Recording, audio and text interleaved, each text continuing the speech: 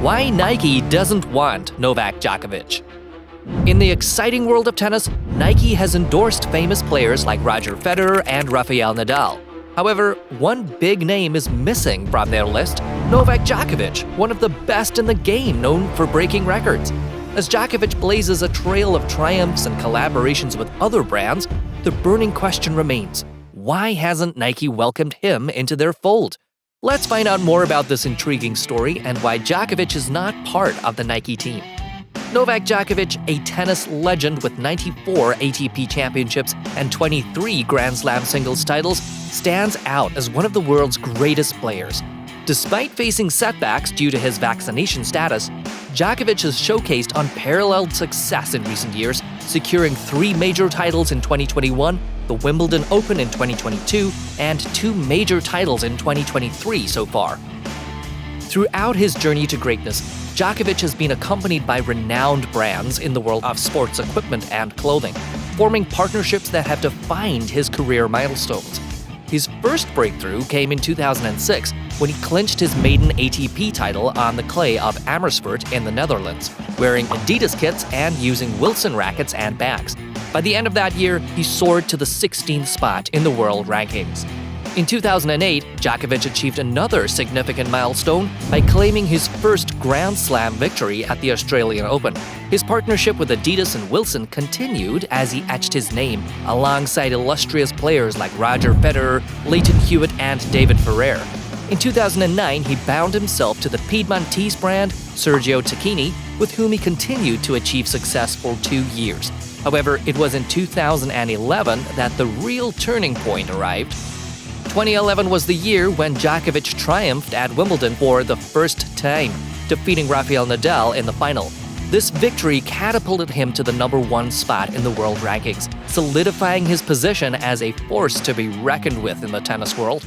In 2012, Djokovic parted ways with Sergio Tacchini and joined hands with Uniqlo, becoming the face of the Japanese brand on and off the court. This collaboration marked a crucial step for Uniqlo in expanding its global presence. Over the next 5 years, Djokovic's consistency and popularity continued to soar, captivating tennis fans worldwide. In May 2017, Djokovic embarked on a new chapter with Lacoste, becoming his most recent major sponsor. One name surprisingly missing from Novak Djokovic's long list of sponsors is sports apparel giant Nike. The reason behind this intriguing omission was recently revealed by none other than Nike's former long-term tennis director, Mike Nakajima. Nakajima, who played a pivotal role in signing tennis icons Roger Federer and Rafael Nadal for Nike, shared his insights on Djokovic's marketability. According to him, there's a lingering dark cloud hanging over Djokovic, and interestingly, he believes that the cause of this is none other than Djokovic himself. While Federer has always been celebrated for his exceptional marketability, Nakajima pointed out that Djokovic's path has been somewhat different. He acknowledged Djokovic's unparalleled success as a 23-time Grand Slam champion and even suggested that he could become the most accomplished tennis player of all time. However, Nakajima emphasized that the Serbian player's brand image might never attain the same universal appeal as Federer and Nadal. He could well be the most successful tennis player ever, but there's always a dark cloud around him. It's like he brings it upon himself, Nakajima remarked, as he revealed in the book The Roger Federer Effect, co-authored by Simon Chambers and Simon Graf. The former Nike tennis head highlighted the specific instances that contributed to Djokovic's controversial image, notably the 2020 US Open incident, where Djokovic's frustration led to accidentally injuring a lineswoman, and his involvement in the coronavirus vaccination-related row were cited as examples.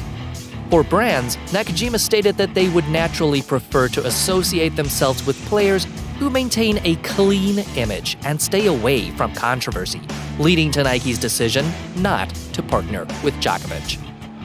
Nakajima was quoted as saying, "He hits the lineswoman at the US Open and gets disqualified?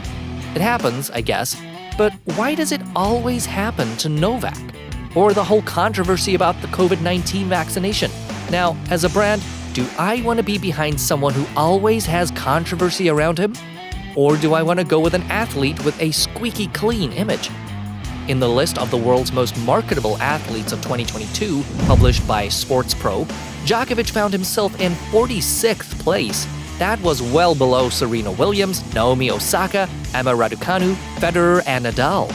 Nakajima praised Nadal for his unique approach to endorsements, stating that the Spanish great has never been driven by the desire to be the highest-paid endorser. Instead, being Rafa has been enough to captivate audiences and secure lucrative partnerships. The former Nike director commended Nadal's authenticity and undeniable success, suggesting that he doesn't need extravagant deals to cement his position as one of the sport's most revered figures. On the other hand, Federer's path to endorsement triumph has been meticulously orchestrated. He has actively pursued marketing opportunities and appealed to a diverse range of brands, audiences, and consumer groups. Nakajima applauded Federer's management team for their exceptional work in presenting the Swiss legend as an iconic and believable figure. Nakajima stated, "Roger wanted to be marketed, so he appealed to different brands, audiences, and consumer groups, and his management company's done an amazing job. He's able to appeal to any audience, and people believe that he's saying the truth, whatever Roger pitches. He's that believable." This is reflected in Federer's impressive financial standing, even during periods of limited play. In 2022, despite participating in fewer tennis events, Federer ranked significantly above Nadal and Djokovic on the list of the world's highest-paid athletes. His off-court earnings during that time amassed a staggering $90 million. Nakajima's statement about the controversial nature of Djokovic may not necessarily be the true reason why Nike didn't sign him.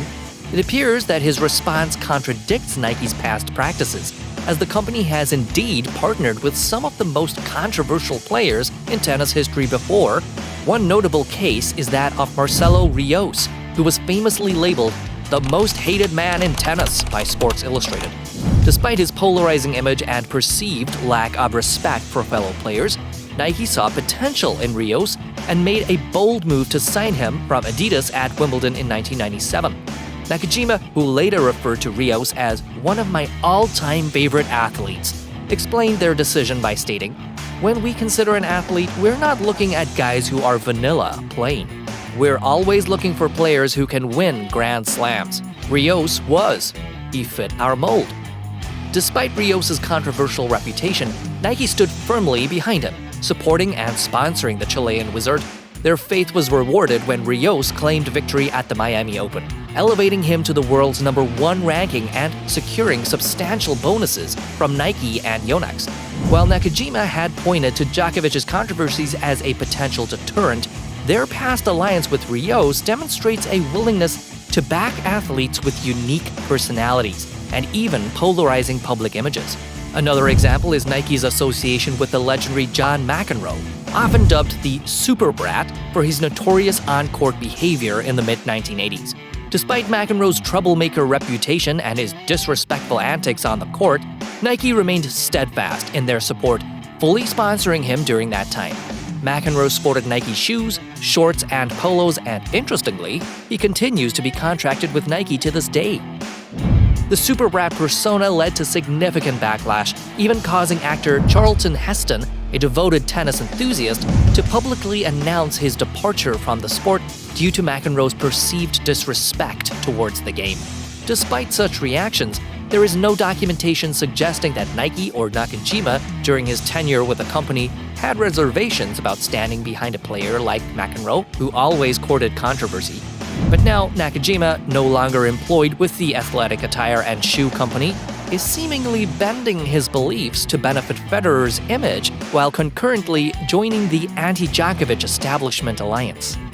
One major possible reason behind Nike's decision not to sign Novak Djokovic is most likely rooted in their marketing strategy rather than any concerns about the Serbian's controversial nature. Nike's endorsement decisions are meticulously evaluated, considering various factors such as market presence, regional opportunities, and the global appeal of potential athletes.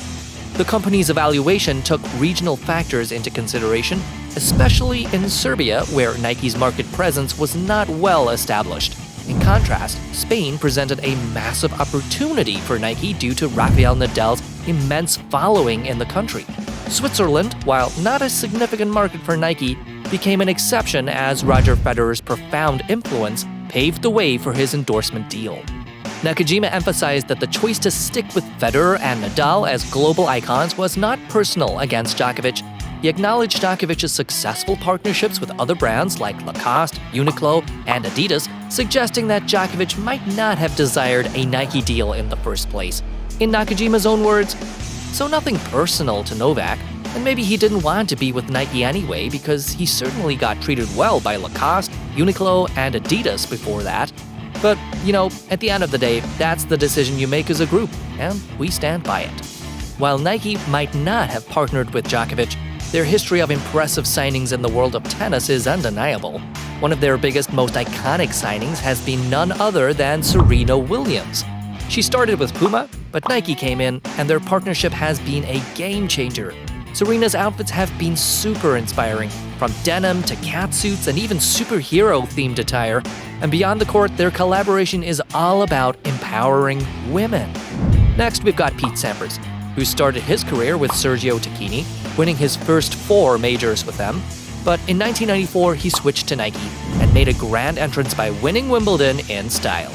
Nike stuck with him through the years, and he went on to break the men's slam singles title record, securing the 13th major victory at Wimbledon in 2000. Simona Halep's journey with Nike is also quite remarkable. After parting ways with Adidas, she started 2018 without a clothing sponsor. But that didn't stop her from making a splash on the court. Soon after, Nike came on board and was there to witness her first Grand Slam victory at the French Open. Now, let's talk about Sloane Stephens. She was quite the star for Under Armour before joining Team Nike in 2018. Her surprise triumph at the 2017 US Open put her in the spotlight, and Nike was there to support her as she continued to shine, securing a win at the Miami Open. And how about Jim Courier? Before 1993, he was rocking Diadora, but then he switched to Nike and things really took off for him. He defended his Australian Open title and reached 2 more major finals while proudly supporting the iconic Nike logo. What do you think of Nike's decision not to collaborate with Novak Djokovic? Let us know in the comment section. That'll be all for today's video. Thanks for staying tuned. Please don't forget to hit the subscribe button and notification bell so that you can always get to watch more amazing videos like this. See you in the next video.